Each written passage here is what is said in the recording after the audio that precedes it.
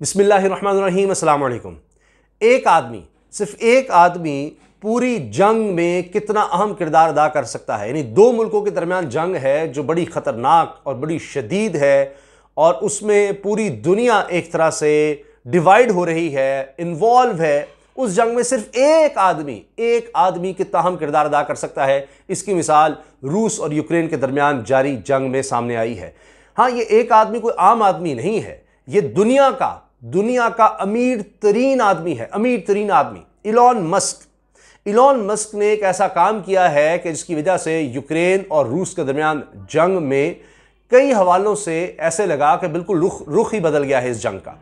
वरना यूक्रेन तो बड़ा तर्न वाला साबित होता रूस के लिए, यानी कोई सोच भी नहीं सकता था। जितनी भी पेशगोइयां थीं, चाहे वो अमेरिका की हो, यानी जो यूक्रेन का बहुत बड़ा एक इत्तेहादी बनकर सामने आया है और माजी में वही तो सारा कुछ करता रहा, ट्रेनिंग भी देता रहा यूक्रेन को, और उसने उकसाया भी कि हाँ तुम रूस से टकरा जाओ, हम तुम्हारे साथ हैं, पूरा नेटो तुम्हारे साथ है। अब आकर जनाब दरखास्त भी दे दी है यूक्रेन ने कि हमें यू में शामिल किया जाए। हत्ता कि यूरोपियन यूनियन पाकिस्तान से कह रही है, पाकिस्तान पर दबाव डाल रही है कि जी हमारा साथ दो, मजम्मत करो, रूस के खिलाफ आओ। ये पाकिस्तान से कहा जा रहा है, आप अंदाजा लगाइए। तो एक तरफ पूरा अमेरिका, उसके इत्तेहादी, यूरोप, दीगर तमाम मगरबी ममालिक यूक्रेन के साथ हैं, मगर सिर्फ असलहा दे रहे हैं, डॉलर्स दे रहे हैं। इसके अलावा बराह रास्त रूस से जंग में नहीं आ रहे। अमेरिका की तो वैसी हवा निकल गई है, फूक निकल गई है। अमेरिकी सदर ने कहा नहीं डरो नहीं, ये बस रशिया ने वैसे ही कह दिया, न्यूक्लियर बम चलाने का कोई जरूरत नहीं है, क्योंकि वहां तो एक पैनिक क्रिएट हो गया अमेरिका को, क्योंकि अमेरिका को इस तरह से कभी बराह रास्त कोई धमकी नहीं मिली न्यूक्लियर बम की। तो क्योंकि वो तो इसीलिए तो उसने कह दिया पुतिन ने कि न्यूक्लियर बम तैयार कर लिया जाए। तो ये यूक्रेन के हवाले से जो मैं अर्ज कर रहा था कि हर एक की पेशगोई थी कि इतवार का दिन खत्म कहानी। लेकिन अब क्या है कि अभी तो मुज़ाकरात का एक दौर हुआ है और दोनों तरफ से ये कहा गया है कि जी अच्छा आगे भी मुज़ाकरात जारी रखेंगे, अगरचे कोई बड़ी पेशरफ्त नहीं हुई। लेकिन यह जरूर है, सबसे बड़ी पॉजिटिव यह है कि कुछ चीजें नजर आ गई हैं जिन पर दोनों का इत्तेफाक है, और यह कि आगे मुज़ाकरात जारी रखे जाएंगे। रूस को जरूरत ही नहीं थी इस तरफ आने की, वो यूक्रेन की निस्बत काफ़ी ताकतवर मुल्क है असले के लिहाज से, दीगर लिहाज से। लेकिन जिस तरह रूस पर पाबंदियां लगी ये सब कुछ, तो उससे भी रूस मजबूर हुआ है कि मुज़ाकरात पर आए और अभी मुज़ाकरात जारी रखने की बात हो। तो इसमें जो सबसे अहम एक चीज़ नजर आई वो थे इलॉन मस्क ने क्या किया है। इलॉन मस्क ने यह किया कि यूक्रेन के नायब वज़ीर आज़म की तरफ से अपील की गई। कहा यह गया कि जनाब हमारी मदद को आए, हमारा तो नेट ही बंद हो गया है, हर तरह की सर्विसेज यहाँ पर यूक्रेन में बंद हो गई हैं, तो हम रूस का मुकाबला कैसे करें। अब आप देखिए बहुत सा असलहा जिस तरह ड्रोन्स हैं उनको भी सैटेलाइट की ज़रूरत होती है। इसके अलावा आप देखिए कम्युनिकेशन के लिए नेटवर्क की ज़रूरत है। अब तो सब कुछ इंटरनेट से कनेक्टेड है। जब वहाँ पर यूक्रेन में इंटरनेट ही सब बंद हो गया, हर तरह की कम्युनिकेशन बंद हो गई, तो यूक्रेन क्या कर सकता था। और सबसे बड़ा जो अहम महाज समझा जाता है जिसकी वजह से यूक्रेन सारी दुनिया से हमदर्दी और अपनी सपोर्ट हासिल कर रहा है, वो है कम्युनिकेशन। इंटरनेट के थ्रू कम्युनिकेशन हो रही है। देखिए जी हम पर बमबारी हो रही है, देखिए ये हो रहा है, वो हो रहा है, सारी दुनिया से राब्ते, तो वो ही नहीं हो पा रहा था। तो इलॉन मस्क दुनिया के सबसे अमीर आदमी हैं, उनके वैसे तो कई प्रोजेक्ट हैं, टेस्ला के वो मालिक हैं जो दुनिया की इस वक्त इलेक्ट्रिक कार्स की सबसे बड़ी कंपनी कही जाती है। लेकिन इसके अलावा उनका स्पेस एक्स का प्रोजेक्ट है जो कि रॉकेट्स का है, मार्स पर जाने का प्रोजेक्ट है, और इसी तरह से उनका एक प्रोजेक्ट है स्टार लिंक। ये है सैटेलाइट्स का प्रोजेक्ट। दुनिया भर में यानी दुनिया के मदार में सैटेलाइट्स भी भेज रहे हैं कि कोई एक मुल्क नहीं इतनी भेज पाया जितनी अकेले एक शख्स इलॉन मस्क, ज़ाहिर अमीर आदमी, उसने भेज दी हैं। और इसके ज़रिए यानी सैटेलाइट के ज़रिए जो वो पहुंचा रहा है स्टार लिंक, ये इंटरनेट, वो आप देखें कि जो ये फाइबर ऑप्टिक और दीगर ज़राए से होता है, उसमें नीचे आपको चाहिए होता है यानी कोई ना कोई कम्युनिकेशन का, तो ये उससे ना सिर्फ ये कि तेज़ है बल्कि इसको ज़रूरत भी नहीं है, नहीं कोई एंटेने की ज़रूरत नहीं है। दूर दराज देहात कहीं भी जहाँ पर आप कोई फाइबर ऑप्टिक या दीगर कोई चीज़ बिछा ही नहीं सकते, तो वहाँ पर ये स्टार लिंक वहाँ पर पहुँच जाता है, सैटेलाइट्स वहाँ पर मौजूद हैं। अच्छा, नायब वज़ीर आज़म यूक्रेन का अपील करता है कि जनाब हमें इंटरनेट चाहिए, और इलॉन मस्क का जवाब देते हैं कि जनाब हम आपको इंटरनेट पहुँचा रहे हैं, और फिर ये स्टार लिंक के ज़रिए वहाँ पर इंटरनेट बहाल कर देते हैं अपनी सैटेलाइट्स के ज़रिए। अब ये इतना अहम है कि पूरी दुनिया से इस तरह से फिर यूक्रेन जुड़ भी गया और सबको बता रहा है, अपनी कम्युनिकेशन भी कर रहा है, अपनी सपोर्ट भी हासिल कर रहा है। दूसरी तरफ आप देखिए कि तमाम सोशल मीडिया ने रूस को बिल्कुल बंद कर दिया, ख़त्म कर दिया।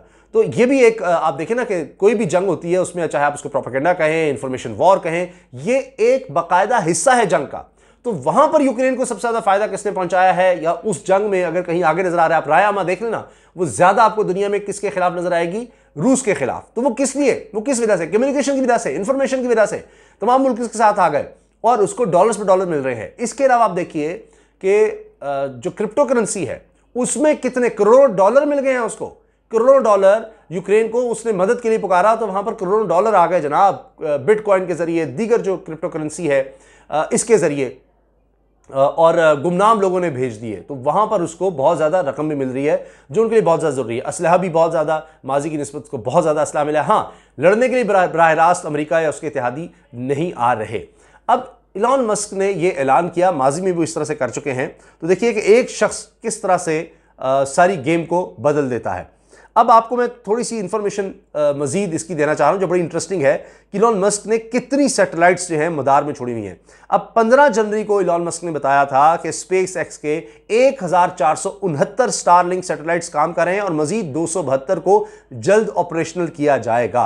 अब ये दुनिया का अमीर आदमी है और आप देखिए कि बिल्कुल गुर्बत से उठा और उसके बाद इसने कंपनी बनाई, फिर वो कंपनी इसने बेची, फिर आगे बढ़ता चला गया। फिर इसने कहा जी मैं मार्स पर जाऊंगा या इंसान को मार्स पर पहुंचाऊंगा। तो वहाँ पर जनाब उसके लिए ये भी कि जी ऐसा हमने रॉकेट तैयार करना है, ऐसी स्पेस शिप कहने तैयार करनी है कि जो मार्स पर जाए तो वापस भी आ सके, वही यूज़ हो सके, तो ज़ाया ना हो जाए, ख़त्म ना हो जाए। वरना यह कि वो फ़ज़ा में ही ख़त्म हो जाती है और उसके बाद बस एक कैप्सूल वापस आता है, नहीं। तो ये रीयूज़ हम इसको कर सकें क्योंकि सबसे ज़्यादा खर्चा इस पर आता है। जहाँ पर नासा फेल हो गया, दीगर कई फेल हो गए, वहाँ पर इलॉन मस्क आ गया है और वो ये प्रोजेक्ट, कई लोग कहते हैं जी ये बिल्कुल जुनूनी है और इसने प्रोजेक्ट जारी रखा हुआ है। कई लोग कहते थे ये हो ही नहीं सकता, जिस तरह से टेस्ला, अब दुनिया में इसका मुकाबला ही नहीं है इनकी कार्स का।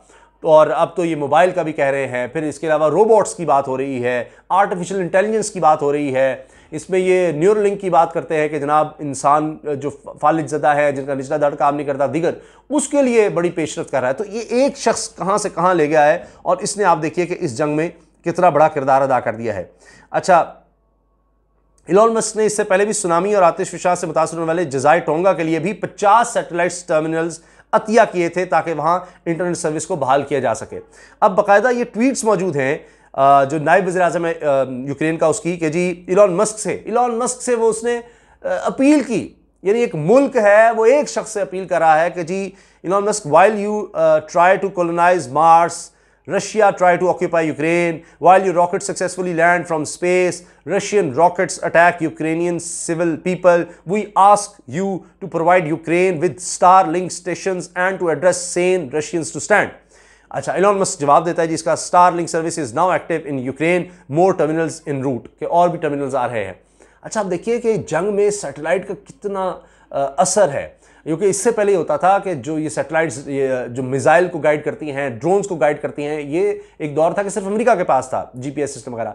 अब चीन अपना सिस्टम ले आया है और इलॉन मस्क का एक अपना सिस्टम है ये सैटेलाइट्स का, जिससे सारी इंफॉर्मेशन इनके पास जाती है।